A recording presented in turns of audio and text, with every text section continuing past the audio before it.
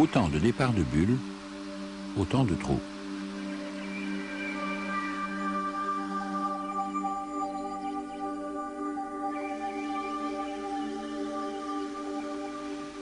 En 21 jours d'incubation, un œuf de poule consomme 6 litres d'oxygène, libère 4 litres et demi d'azote et 11 litres de vapeur d'eau.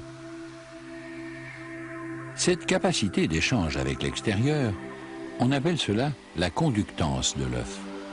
Plus sa coquille est percée de ses pores, plus il a de conductance. Or, des chercheurs ont montré que la conductance de certains œufs de dinosaures pouvait être de 180 fois supérieure à celle d'un œuf d'oiseau comparable. Ce qui veut dire quoi? Que ces dinosaures-là enterraient peut-être leurs œufs, comme le fait aujourd'hui, pour leur éviter de se dessécher, l'oiseau mégapode australien, sous un monticule formé d'un amas de terre et de feuilles mortes. Une atmosphère pauvre en oxygène, où l'œuf a besoin d'une hyperconductance. Le poussin, après avoir brisé sa coquille, remonte vers la surface du monticule. Et peut-être les petits de certains dinosaures devaient-ils en faire autant.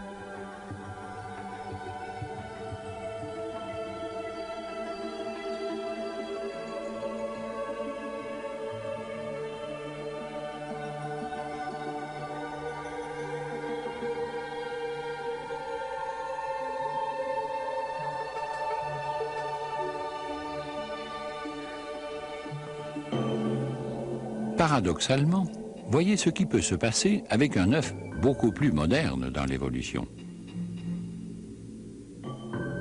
Celui d'un serpent. La diaspora évolutive des serpents, la grande diversification de leurs espèces, date de 20 millions d'années environ. C'était hier par rapport aux dinosaures, dont les derniers ont disparu il y a 60 millions d'années. On pourrait donc croire que, modernisée par l'évolution, l'éclosion est devenue un jeu d'enfant. Pas de coquille, une enveloppe souple. Celui-ci est l'œuf d'un Lampropeltis jetulus, une couleuvre de Californie qui peut mesurer 2 mètres et qu'on appelle le serpent roi. Il dépose ses œufs dans des trous de rochers ou de murailles sur de l'humus. Température d'éclosion 25-27 degrés.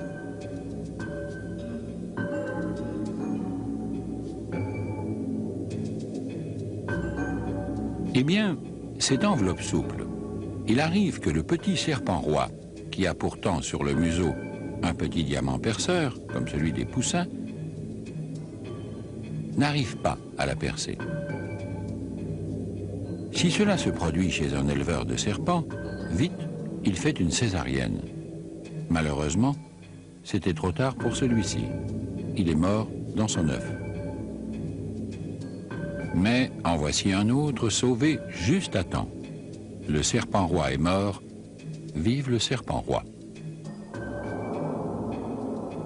En fait, les animaux, pourrait-on dire, n'ont fait que copier les plantes en inventant l'œuf dans l'air, protégé par une enveloppe solide. Dès le Carbonifère, à l'époque des premiers cycas, cet insecte au vol encore maladroit, la chrysope, avait adopté ce système d'emballage pour ses embryons.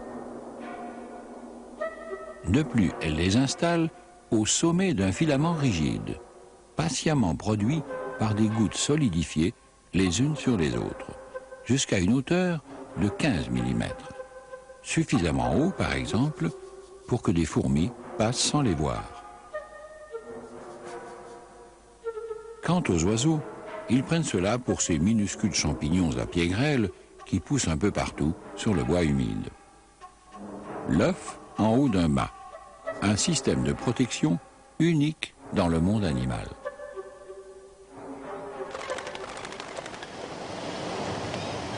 Mais voici un oiseau dont c'est l'œuf qui est véritablement unique. Gigis alba, la gigis blanche, est un oiseau que, selon son humeur, on peut trouver émouvant ou un peu borné. C'est une espèce de la famille des sternes, que l'on appelle communément hirondelle de mer. une hirondelle toute blanche, aux grands yeux entourés de noir. Un ornithologue américain nommé Murphy a écrit que les gigis, quand elles évoluent dans le ciel des îles tropicales, sont si blanches, si légères et si gracieuses qu'on dirait des fantômes volants.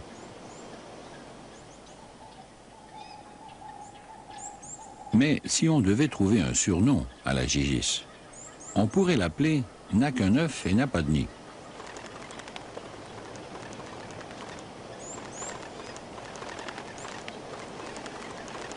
En période de reproduction, elle ne pond qu'un seul œuf. Mais croyez-vous qu'au moins, elle le mettrait à l'abri dans un nid? Même pas. Elle le dépose à même le roc, dans un endroit escarpé, ou, pire, en équilibre sur une branche. Comment voulez-vous qu'il n'y ait pas de casse? Si c'est pour le mettre hors de portée des prédateurs, c'est raté.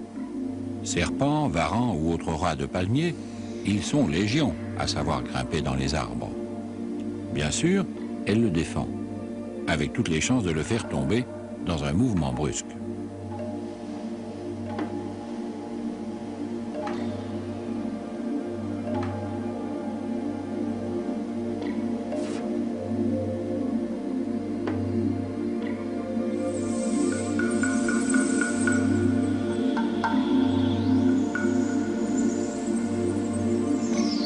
Dans le cas, en moyenne une fois sur 3, où l'œuf parvient jusqu'à l'éclosion, ici la mère enlève les morceaux de coquille, le plus dur est fait. Les petits de la gigis blanche, dès la naissance, ont des qualités d'équilibristes. En cas de perturbation, ils s'agrippent du bec et des griffes. Mieux d'ailleurs sur un arbre que sur un rocher. Et ils ont intérêt à s'accrocher, parce que s'ils tombent, ils périssent. La mère n'ira pas les ramasser.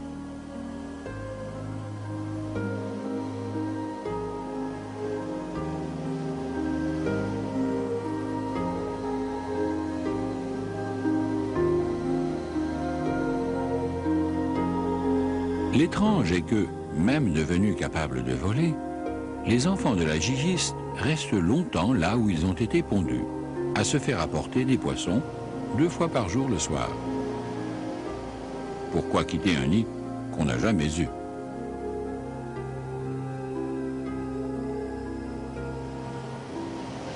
Enfin, tout de même, si l'on était Dieu, comme on dit si j'étais le gouvernement, on aurait envie de dire à cet oiseau, « Écoute, j'ai dit aux êtres vivants, je vous ai créé, maintenant débrouillez-vous, croissez et multipliez, allez tous vous faire un œuf.